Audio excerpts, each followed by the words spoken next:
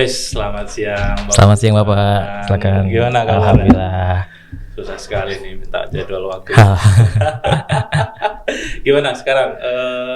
Aktivitasnya apa sekarang? Alhamdulillah sekarang lagi proses ya, ingin melanjutkan berkarya di HSE ya, mau masuk ke tambang ini Pak. Alhamdulillah. Oke. Berarti sekarang di HSE. Alhamdulillah di HSE. Kira-kira gimana tuh? Kenapa sih kok bisa tertarik di HSE gitu? Kenapa nggak yang lain gitu loh? Kan banyak bidang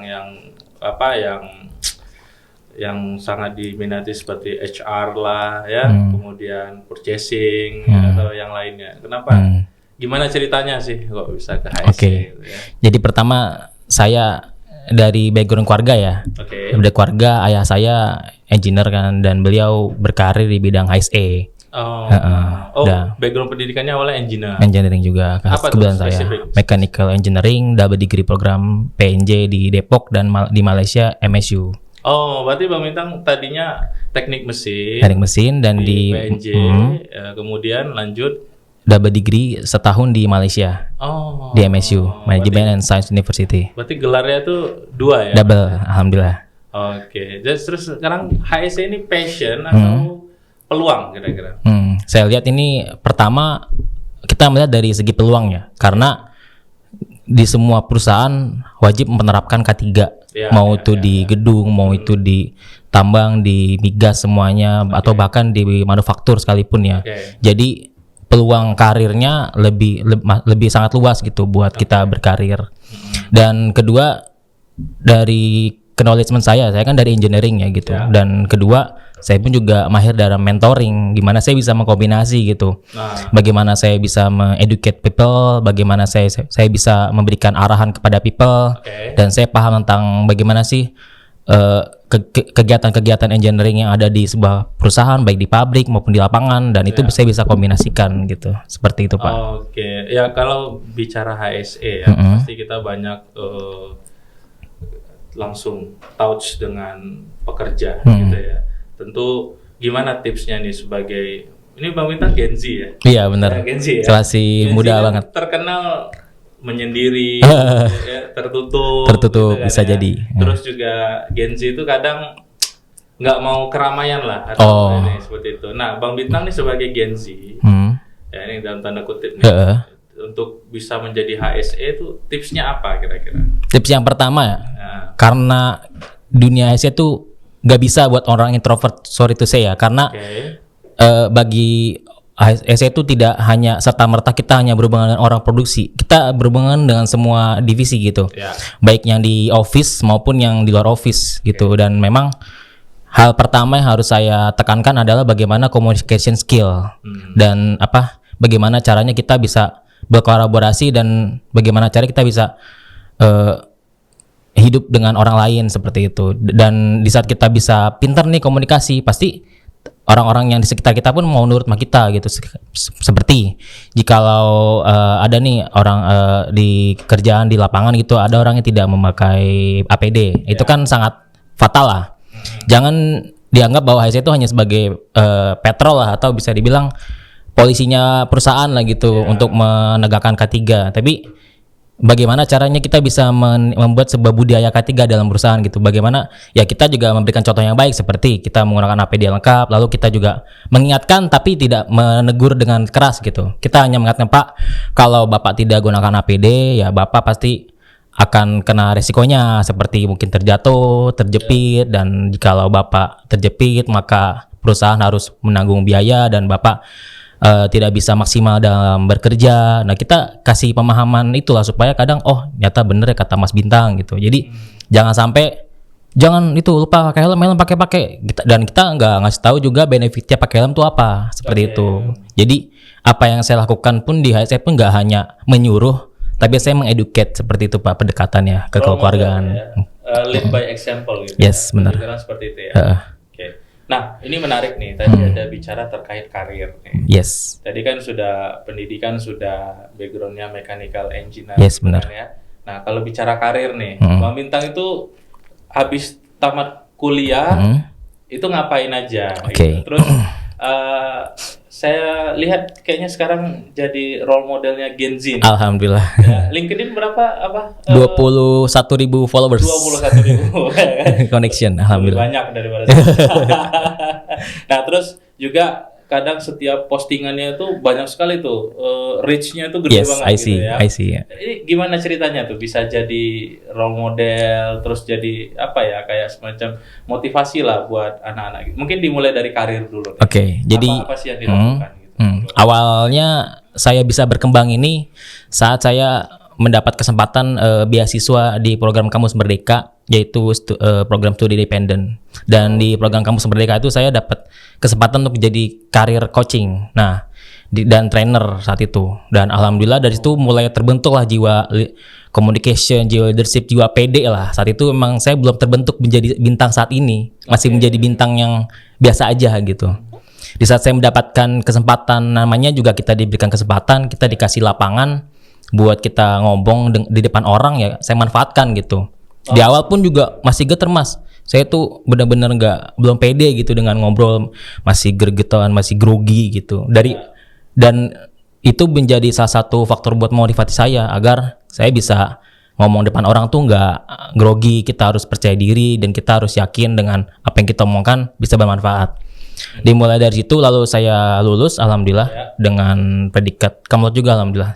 Oh, cum laude. Ya, alhamdulillah juga. Tapi cum laude. Yes. Saya menyelesaikan tesis saya karena kalau di sana dipanggil tesis ya, walaupun skripsi ya. Ya, walaupun di Malaysia. Tapi levelnya udah istilahnya tesis ya.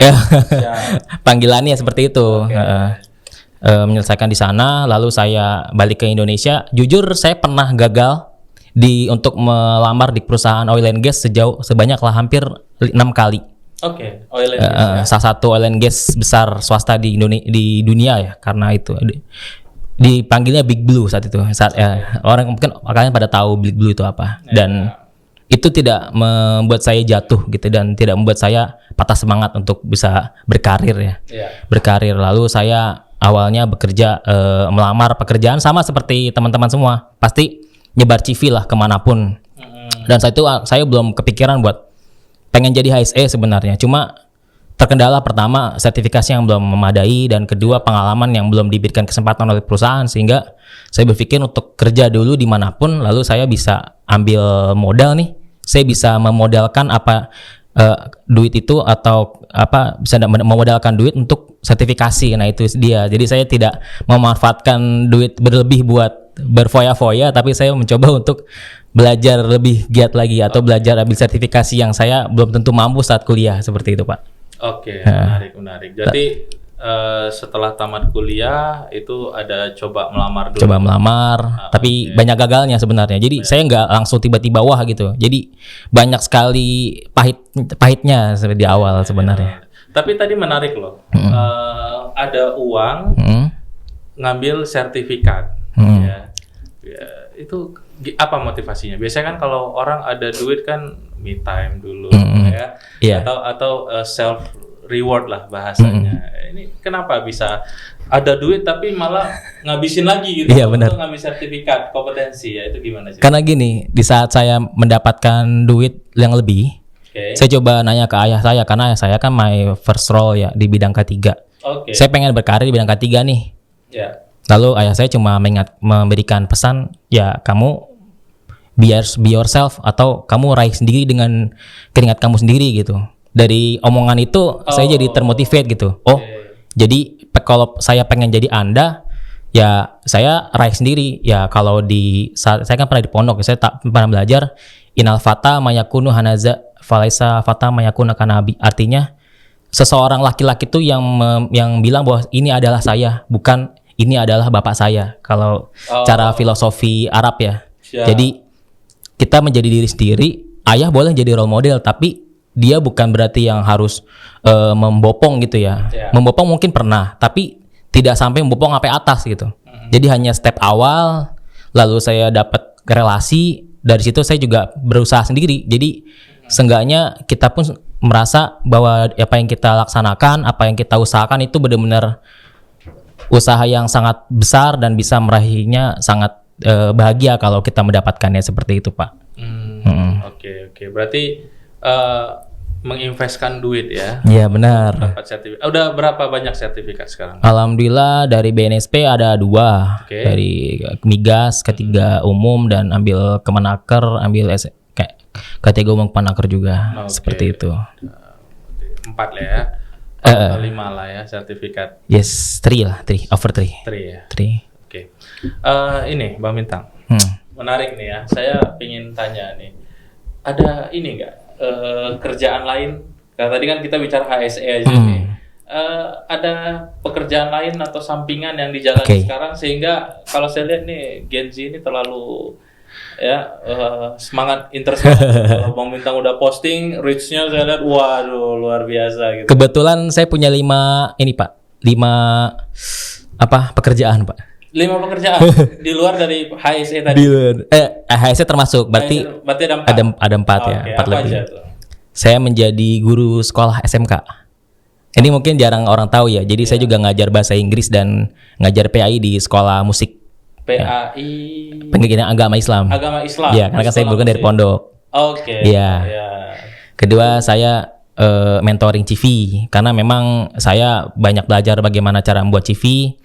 Lalu saya akhirnya membuka kelas CV gitu, review CV dan mentoring CV seperti itu. Oke, CV terus. Ketiga, saya konten kreator buat Microsoft Office. Jadi saya juga pernah dipanggil salah satu bukan media, lebih ke kayak lembaga teaching training gitu, buat saya di record. Lalu saya jadi punya kelas sendiri gitu, kelas secara online gitu. Oke. Jadi video Bang Bintang nanti bakal di record, lalu ada materi juga dan mereka bisa mempurchase kelas saya. Oke. Dan itu tentu dapat royalti ya? Dapat. Pasti dapat ya. Alhamdulillah. Itu 3 tuh. Satu lagi apa ya? Dan selain mentoring saya juga buat open juga sih, misal kalau kan biasanya sehabis mentoring kita juga sesi one on one gitu ya. Jadi saya kayak konsultan gitu. Jadi saya konsultan ke mereka. Jadi bagaimana sih setelah mentoring perkembangannya gitu. Jadi jikalau ada biasa ada tambahan fee juga tuh kalau buat konsultan mereka gitu. Private lah. Private. Jadi ya saya harap mereka pun juga satisfy dengan apa yang saya berikan gitu kan.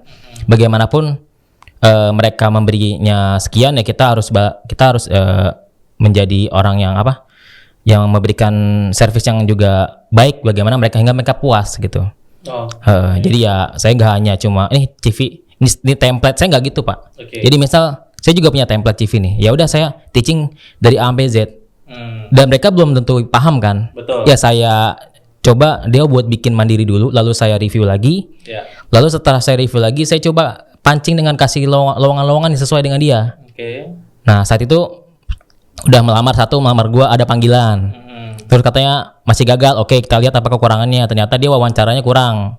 Ya udah kita coba offer, kamu mau nggak latihan sama saya wawancara gitu. Lalu ya begitulah, seperti itu. Seperti itu ya.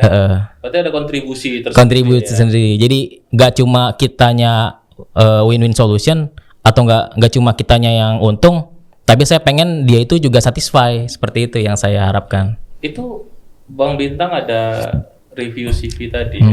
Itu ada ikut training atau berdasarkan pengalaman hidup aja? Nah, selama di program Kampus Merdeka kemarin saya di training dari situ. Jadi ada training konsultan juga ya, psikologis gitu ya, psikologis karir. Lalu saya diajarin how to make great CV bla bla bla. Namun I not do it only for me, the knowledge. Jadi saya juga punya quotes ya dalam diri saya, hidup saya, learn with someone, sharing to everyone. Jadi belajar dengan seseorang, tapi saya sharing ke semua orang gitu. Itu masih salah satu. Ini juga kan, sampaikanlah walaupun satu ayat. Baligul anni walau ayat, seperti itu hadis Nabi, seperti itu. Jangan disimpan di kita sendiri.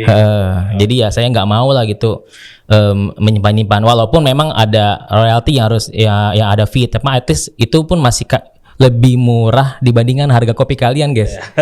Jujur li, kalau saya lihat orang lain itu harganya too pricey lah. Tapi bagi saya kan mereka kan pengen mencari kerjaan ya. Mereka ingin punya duit. Tapi mereka harus buat CV aja mereka kan bingung. Ya saya juga nggak mau memberatkan gitu. Setidaknya jasa template aja lah nggak apa-apa gitu kan. Cuma at least cuma seharga kopi kalian. itu pun Lebih juga mahal udah saya cut juga sebenarnya. Cuma at least semua itu harus biar saya pun juga ada inilah, ada apa, bisa dapat pahala juga seperti itu. Jadi kan kayak kita belajar dapat pahala, kita sharing orang juga dapat pahala gitu. Jadi biar ada amal jariah yang bisa aku sharing seperti itu, Pak. Oke, mantap sekali nih. Motivasinya luar biasa nih ya.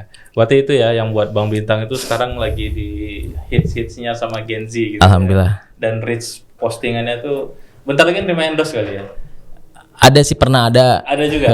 Pernah ada juga ya dari postingannya ya.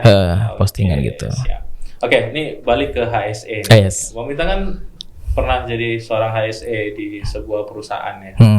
Itu apa sih kalau bagi Gen Z itu tantangannya menjadi seorang HSE?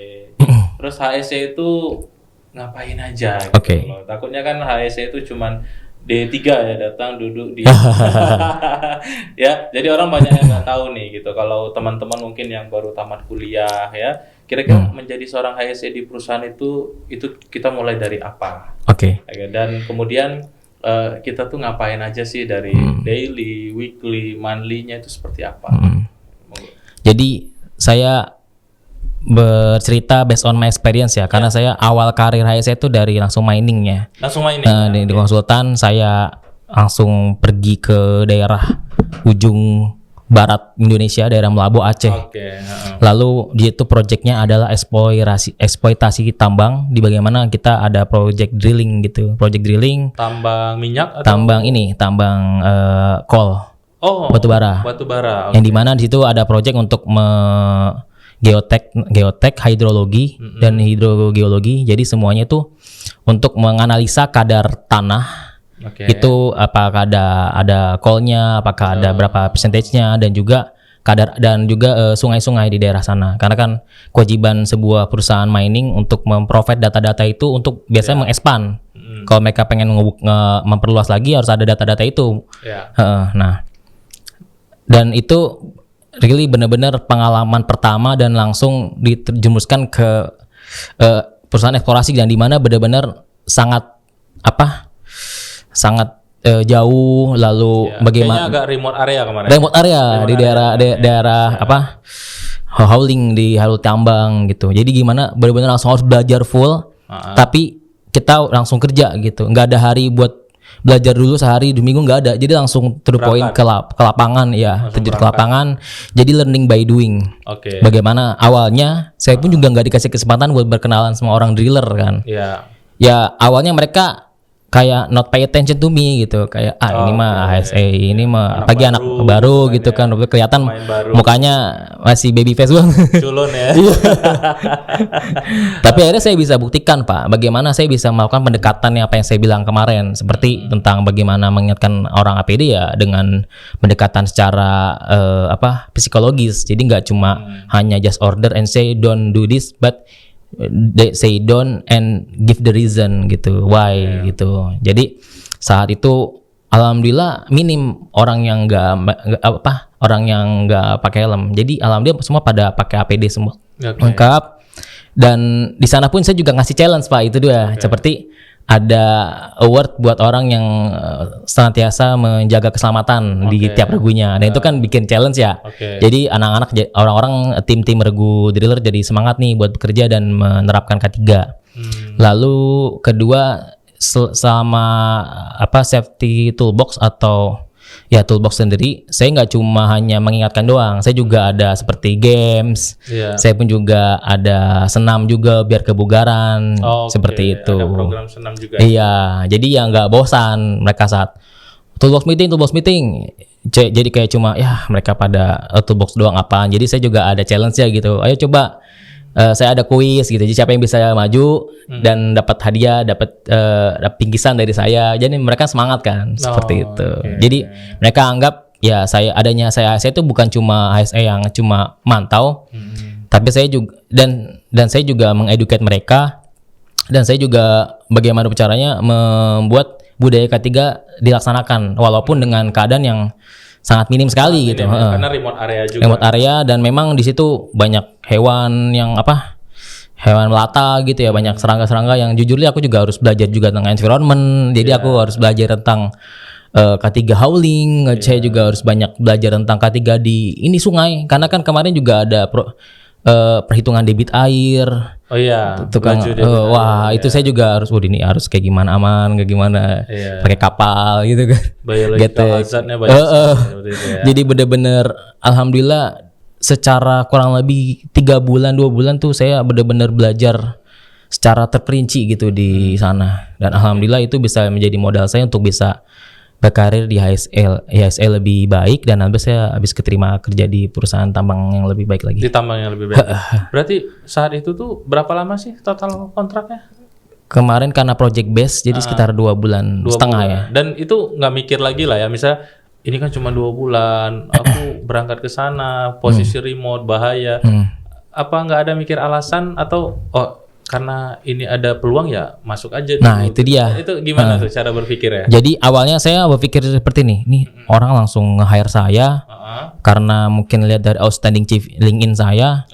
Lalu dia juga langsung menawarkan di mana Pak lokasi? Di Aceh ujung. Itu benar-benar langsung pengalaman pertama saya pergi ke luar kota dengan dinas ya. Langsung ke ujung, langsung ke site, jadi langsung tahu tentang bagaimana sih environment di sana. Lalu tanpa berpikir panjang lebar saya langsung, this is my turn, I must do this. Di saat di tengah hari, di saat saya lagi project ada panggilan juga. Ada panggilan juga. Iya, sedang ngerjain. HSE juga. Kebetulan HSE juga. Cuma at least kita harus selesaikan dulu nih amanah yang di sini. Itu dia tanggung jawab itu. Walaupun emang sebenarnya menggiurkan. Dan itu harus datang secara remote, langsung ke Bandung saat itu. Cuma ya nggak apa-apa, pasti ada rezeki lagi gitu. Betul. Saya selalu yakin ya di saat kita harus menyelesaikan suatu amanah secara kafah atau secara lengkap, pasti Allah juga akan memberikan sebuah jalan rezeki tempat lain lagi gitu. Bukan berarti kita menolak ya, tapi karena kita ada amanah lain yang harus kita selesaikan dulu gitu. Jangan sampai jadi orang yang terlalu idealis lah, atau kayak ada tawaran menggiurkan banget, tapi ya masih ada amanah yang dimana kita juga harus mencari orang mengganti kita, atau kita harus menyelesaikan ini sampai selesai dulu gitu, baru abis itu kita bisa moving forward gitu, seperti ada itu Pak. Ada beban moral juga ya. Seperti itu yang harus dijalankan.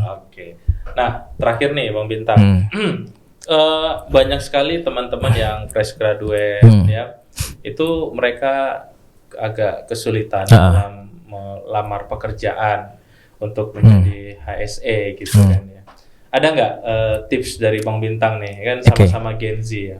Kira-kira tips apa yang Bang Bintang bisa kasih? Mungkin short term tips atau long term tips yang mereka bisa nanti itu aplikasikan ke diri mereka, sehingga nanti mereka tuh lebih dilirik atau bisa cepat mendapatkan pekerjaan. Jadi buat teman-teman semua ya, saya mohon izin memberikan tips, walaupun saya masih biasa ya sebenarnya ya. Cuma saya dari based on my true experience, true story ya.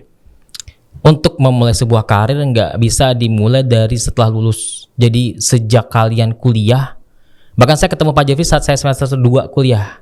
Jadi bayangin di saat ikut training kemarin. Iya, ikut training. Jadi kalian jangan berpikir semester 1 tuh nggak bisa bereksplorasi, nggak bisa belajar dari manapun. Ada duit, ada training murah cuma 300.000, ambil aja. Kamu di situ bakal pertama dapat connection, relasi, dan kalian bisa tahu nih, oh ternyata bekerja di lingkungan ini kayak gini gitu. Jadi, dan itu juga harus istiqomah ya. Jadi jangan sampai semester 3, semester 4 kalian nggak aktif, kalian nggak mau berkembang di untuk pengembangan karir kalian. Harus tetap berjalan konsisten sampai kalian lulus. Itu sekiranya kalian sudah ada modal pertama, kepercayaan bahwa kalian tuh menjadi lulusan yang memang baik. Karena saya lulus pun kemarin alhamdulillah LinkedIn saya sudah 2000 sekian followersnya, baru lulus kan. Nah abis itu kita di LinkedIn sendiri gak cuma hanya open buat bekerja, open for recruiting atau open for work, open to work.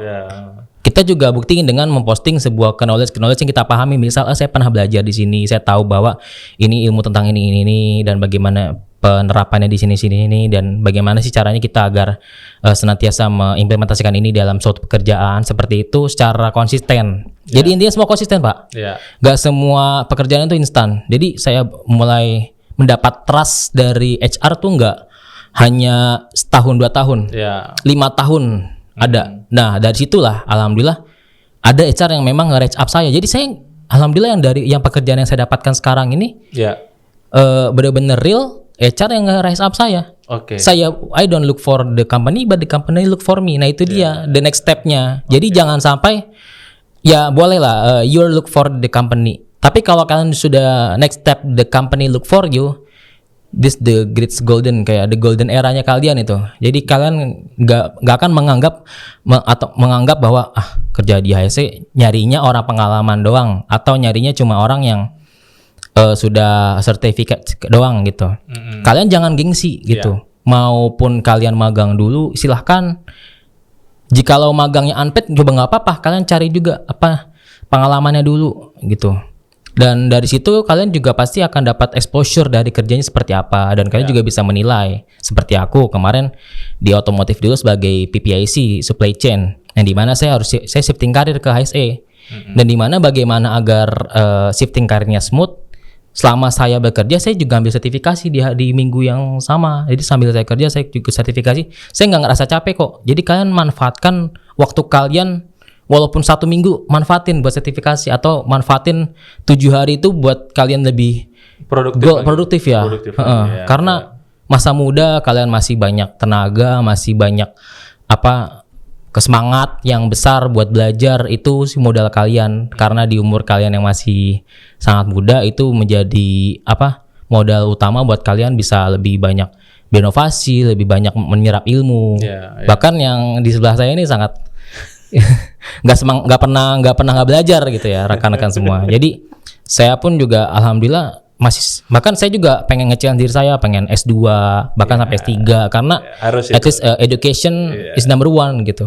Mau dimanapun yang dilihat pasti titel, tapi jangan sampai titel itu digunakan buat hal yang ini, yang cuma buat nama belakang doang. Jangan mendewakan. Nah itu dia seperti itu sih Pak. Ya dari dari awal saya kuliah saya memulai bagaimana memprojekkan karir, lalu saat lulus saya juga masih tetap konsisten memprojekkan karir, hingga saya berkarir pun saya juga masih konsisten memprojekkan karir. Itu membuat diri saya seperti mencoba membuat nama baik saya sendiri dengan usaha saya sendiri. Seperti itu. Ya kita from keluarga yang biasa aja gitu, bagaimana kita bisa dipandang jadi orang yang luar biasa. Seperti itu Bapak. Biasa. Oke, terakhir nih Mas Bintang, kalau kira-kira ada harapan apa nih buat Gen Z yang ingin berkarir di dunia HSE? Kira-kira apa harapannya gitu? Buat teman-teman Gen Z, teman-teman please kalian jangan ngerasa berkecil hati jikalau memang pengen berkarir di bidang HSE tapi masih banyak perusahaan yang mencari orang yang experience, orang yang sudah certified banyak dan lain sebagainya. Kalian cari peluang dari internship, kalian cari peluang di project. Dan jangan gengsi mau ngambil dimanapun. Misalnya dari PTA yang belum terdengar suaranya atau belum terdengar namanya, jangan gengsi dulu, karena dari situ kalian dapat exposure kerja, kalian dapat pengalaman yang awal, kalian dapat knowledge juga, dan dari situlah kalian stepping bisa lebih baik gitu. Jadi jangan gengsi, tetap selalu berinovasi dan jadi pribadi yang selalu berkembang seperti itu. Luar biasa nih. Oke, baik, makasih Mas Bintang untuk insight-nya. Saya cukup. Nanti saya tunggu oleh-olehnya lagi bercerita dari Maluku. Dari Maluku ya. Kebetulan minggu depan mau berangkat nih teman-teman ke salah satu tambang di nambang nikel ya di Maluku. Nanti schedule berapa? Schedule 10-2. 10-2. Pulang 3 bulan lagi. Ya, pulang dari situ saya tunggu nih oleh-olehnya. Semoga nggak hitam ya. Supaya nanti bisa dibagikan ke teman-teman. Ngapain aja sih HSE di tambang ya. Mana tahu teman-teman yang Gen Z ini yang baru lulus pengen berkarir di tambang. Boleh silakan. Kita bisa share lebih detail lagi. Apa yang harus dipersiapkan di tambang. Ya, supaya pastinya followersnya udah pasti naik lagi dari ya, based on progress lah. Circle-nya udah lumayan besar. Alhamdulillah, lagi kan. Seperti itu. Circle di mining, apalagi sekarang kan kita di mining ini kan lagi gencar-gencarnya ya. Mungkin kita tunggu nih Bang Bintang ya. Oke, 3 bulan siap, lagi see you. untuk bercerita terkait dengan ini. Anyway, thank you waktunya Siap. Bang Bintang. Terima kasih banyak Bapak. Sukses selalu ya, hati-hati dalam bekerja. Siap. Sukses di karirnya. Alhamdulillah. Semoga selalu dalam lindungan. Makasih. Makasih Thank Bapak. you. Siap. Oke, sip.